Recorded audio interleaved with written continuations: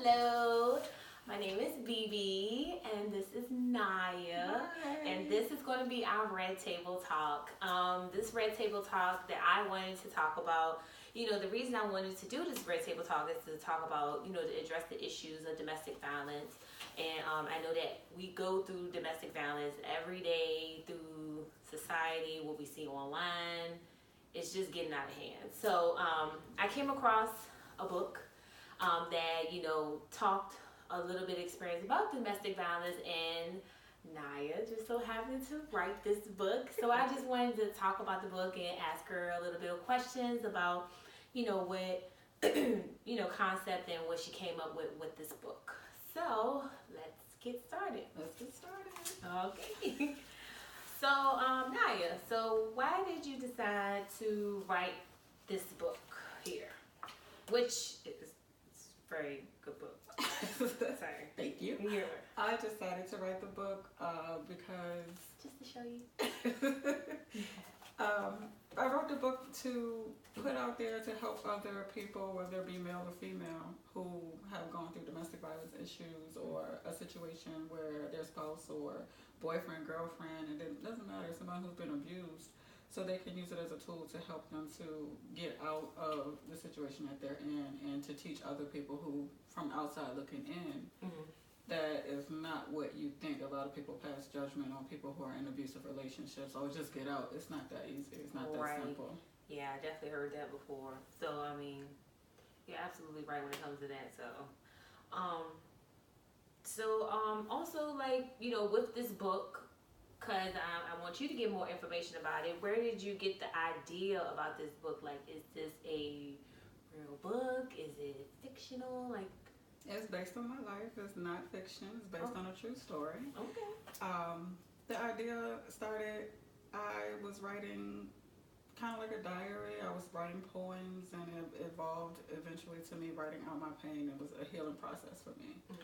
So it started out, I was just writing in a notebook that I bought for my daughter for school. I borrowed one of her notebooks, and I just started writing, and eventually evolved into this book. Yeah.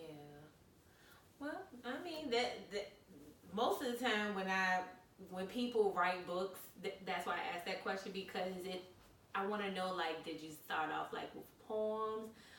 Like you said, you started off with a diary, so that's why I was like, let me just ask her this question to see what led to this book, Confessions of an Innocent Killer, which the title there, baby, listen, that title is like very catchy, because I was like, when I seen the book, I said, what kind of book is this? Is this fake? I was very intrigued. I'm sorry. So what is your, writing process? Like, I mean, I know that we talked about, you said that, you got one of your daughter's books, and, I mean, like a little notebook, and you just wrote in it. I mean, did you also just wrote, like, how you felt?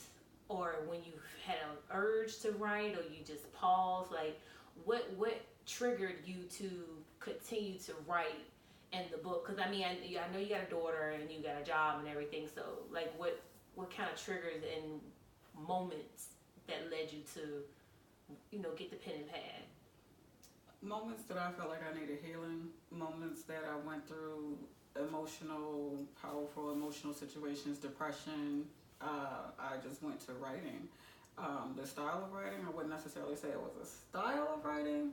So I was just basically writing out how I felt, everything that I've gone through from the beginning of everything from childhood on up. And when it developed into the book, then I rewrote. I got some assistance from my best friend as far as helping me to format and everything, but I just rewrote it. It took me about 2 to 3 years. I was going to ask that question too. Like, how long did it take you to get to this point of writing this book? Like, it was hard because I started and I stopped, and I started and I stopped because it became too emotional. Every time I got to certain points of reliving, it was like I was reliving the situation over and over again. I was back in that situation, so I had to pause and then I pick up where I left off. So it took a couple of years to get to this point. So even though, you wrote a book about your life, which involves domestic violence, like, how long did it last? Like, in your real life during that time? half, 4 years. Okay. So another question, like, how did your family feel about you writing a book? I mean, even though it happened to you, and I know you have family, so but still to write it down and publish it so others can read it. How did they feel about it? They were very supportive. They knew what my journey was, and they knew what I was trying to do. I talked to them about it when I first decided to publish the book and write a book. But they were very supportive. They couldn't wait till it came out so they could read it. But they were supportive. I had no pushback, anything like that. Okay. So I know when people write books about their lives, how did you go about the characters in the book? Just not trying to give everything away, but just like give some insight of how you transition with that, like, so you won't get in trouble. You know what I'm saying? Ain't nobody trying to sue nobody because ain't nobody got no money like that. You know what I'm saying? I wouldn't necessarily say characters. They're real life people. Of course, I changed their names for their not only their privacy, but to protect them and myself. But they're actually real life people, real life situations, people who I was involved with, people who were in my life, family members, people that I've dated, was in relationships with. So no characters, real people. So I know that the book talks about domestic violence and what you experienced. Can you give like a timeline of an age range? I mean, because domestic violence can happen to anybody at any age. Unfortunately, nowadays is really getting out of hand. So, like, what was like the timeline with your experience when you dealt with the domestic violence? In the process. I don't know if it's a specific timeline, because with anyone who's been involved in a relationship such as with domestic violence and abuse, the perpetrator, they work you. So to say when it began, I really can't pinpoint when it began. Okay. Because they work on your emotional, your mental, your self-esteem. They work on all of that, and you don't realize that that's what's going on until you're in the thick of it. And sometimes you feel like it's too late. So to pinpoint a specific timeline when it began, I can't necessarily say. Oh, okay. Well, I understand. Just wanted to know. So, just touching base on some information about the book, like with the I of course I read the book, so it's wonderful. But I'm just saying, like, it's a certain chapter that I see here, and I'm hoping it's the chapter that you probably kind of chose or whatever. But what was the hardest chapter in this book? Chapter 30 was the hardest chapter to write, because I'm not going to say that any type of abusive relationship has a specific type of, this is this, standard, like, okay, he or she is getting abused and this is how it's going to play out. Every situation is different. And with my situation, my abuser, chapter 30, I talk in depth, in detail, everything that happened the day that my life changed forever. He was trying to kill me and I had to fight back. And to save my life, I end up taking his life. So I relived that over and over again each time I rewrote the book, and it's just something that will be with me forever. And I just wanted people to know that everything doesn't turn out the way you think. Self-defense is not always seen in the eyes of the law. When it comes to women, people of color, they don't care about domestic violence relationships. They don't care that you had things in place, which I did, to protect me from this person. They don't care about the mental state of the person in the relationship. So not everyone who's in an abusive relationship who does defend themselves are going to, it's self-defense, so you'll be okay, or she was just trying to save herself. People don't look at it like that. She should have got out, or why was she in that relationship? It's a lot of different things. So the judgment that people pass is another reason why I wanted to put it out there. Like, stop judging people. You never know someone's story. You never know what someone has gone through in their life. Right.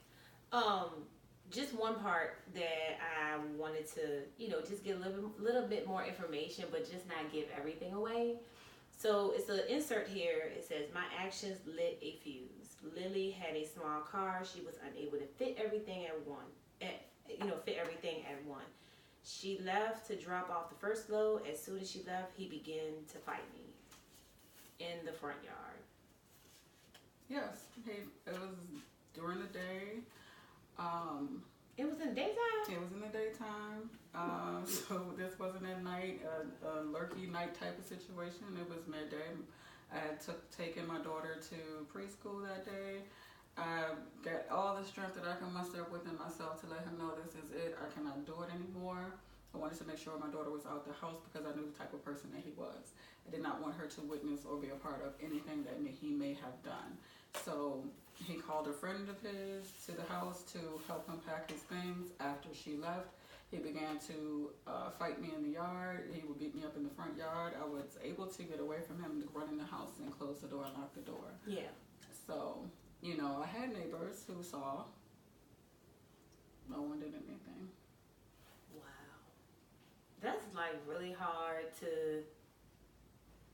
It's just, you know how you hear things and it's just like you can't believe that no one did anything. Like, no one called the police. No one tried to help me. It was just a very volatile situation. A lot of people, like today, even though it wasn't like the whole cell phone world back then, but it's just like today, people ride past and record someone getting abused or someone fighting just to put it on World Star or the Shade Room, just to have likes or what have you. And then some people do not want to be involved in any type of situation. Right. But what you fail to realize is, you in your house, no one knows who's going to call the cops. No one knows who's going to do whatever. So right. you could have just at least picked up the phone and said, oh, it's a guy, he's fighting his girlfriend, or a woman, a female. She's on the ground, he's beating her, she's screaming, I was screaming. And no one called the police, no one tried to help me.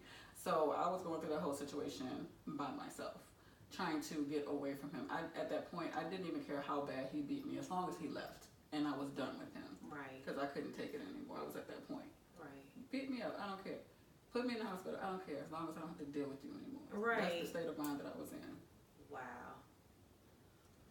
Well, that right there, listen, because that chapter there was very eye-opening, in my opinion, too, because it's just, looking at you now and just reading what had happened and transpired in this book, it's like a real big 360, and I just would never known. But that's where you live and you learn with certain things in your life, and you take the negative and make it a positive.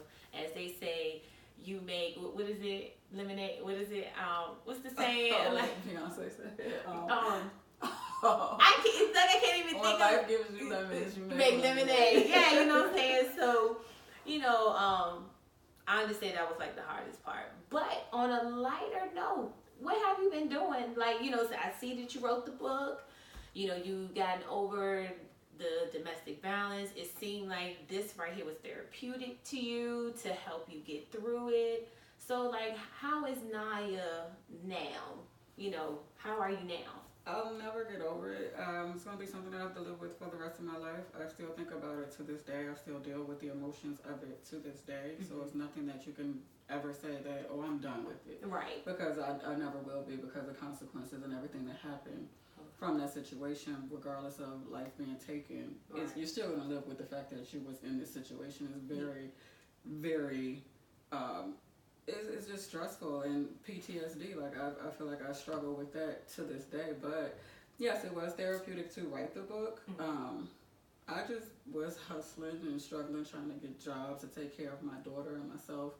I started a website where I sell earrings, bracelets, and T-shirts like this one, and earrings such as what you have on. But I'm just still hustling, just trying to make it, to try to be successful and to still deal with the mental stigma of being in a domestic violence relationship. When I go out there and put myself out there and people pull my record, they see, oh, she's this type of person, and I'm not. So they're just looking at a piece of paper, judging me, but that's not who I am. So, I'm a much better person now, but it's still a struggle. Yeah. Still a struggle.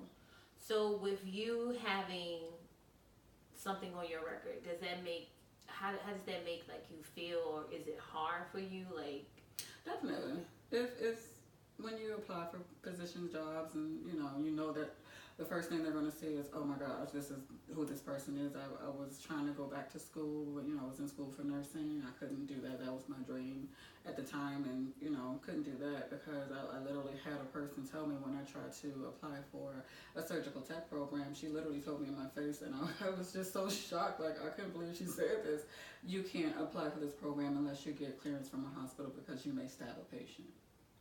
That's what she told me. And so people really do not care. Wow. They do not care.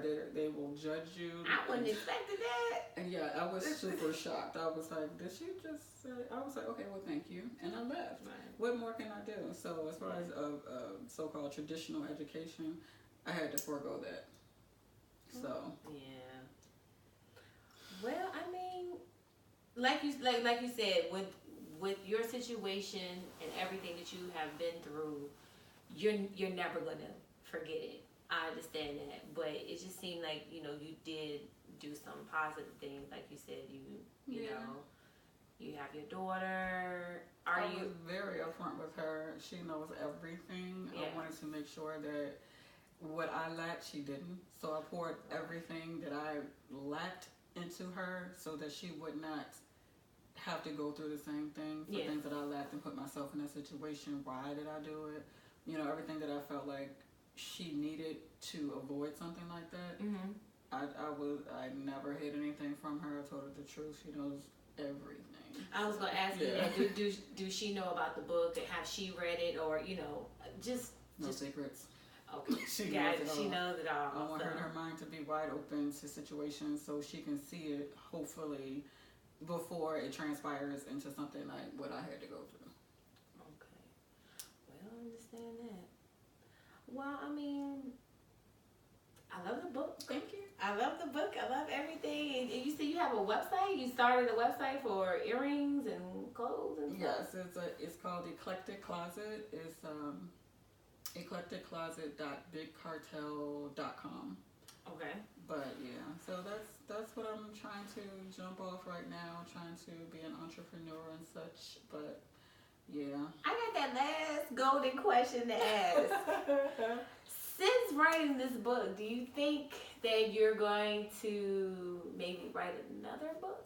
Yes. Do you think another one is going to come on out of you? I do. I have some of my poems in this book because the way I incorporated my poems into this book was the mental state that I was in when I was going through each situation in my life leading up to the incident of me and him, you know.